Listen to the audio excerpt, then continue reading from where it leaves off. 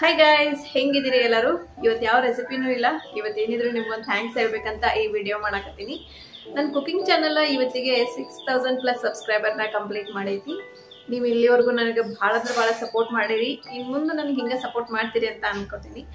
ನಿಮ್ಗೆ ಬೇರೆ ಯಾವುದಾದ್ರೂ ರೆಸಿಪಿನ ನನಗೆ ಸಜೆಸ್ಟ್ ಮಾಡೋದಿತ್ತಂದ್ರೆ ನೀವು ಕಮೆಂಟ್ ಬಾಕ್ಸ್ ಒಳಗೆ ನನಗೆ ಕಮೆಂಟ್ ಮಾಡ್ಬೋದು. ನಾನು ಆದಷ್ಟು ಆ ರೆಸಿಪೀಸ್ನ ನಿಮ್ಮ ಜೊತೆ ಶೇರ್ ಮಾಡ್ಕೋತೀನಿ. ಇನ್ಮೇಲೆ ನಿಮ್ಗೆ ಒಳ್ಳೆ ರೆಸಿಪೀಸು ಬರ್ತಾವ.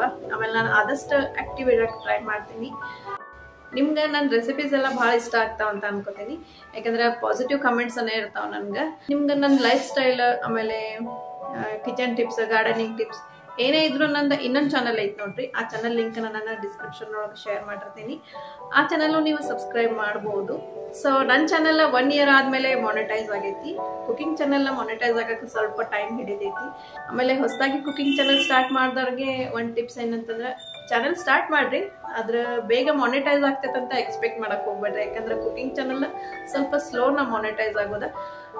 ಡೇ ಬೈ ಡೇ ಇಂಪ್ರೂವ್ ಮಾಡ್ಕೊಂತ ಹೋಗ್ರಿ. ನಿಮ್ಮ ವಿಡಿಯೋ ಕ್ವಾಲಿಟಿ ಆಗಲಿ, ನಿಮ್ದು ಕುಕಿಂಗ್ ಸ್ಟೈಲ್ ಆಗಲಿ, ಎಲ್ಲಾನು ಡೇ ಬೈ ಡೇ ಇಂಪ್ರೂವ್ ಮಾಡ್ಕೊಂತಾನೆ ಹೋಗ್ರಿ.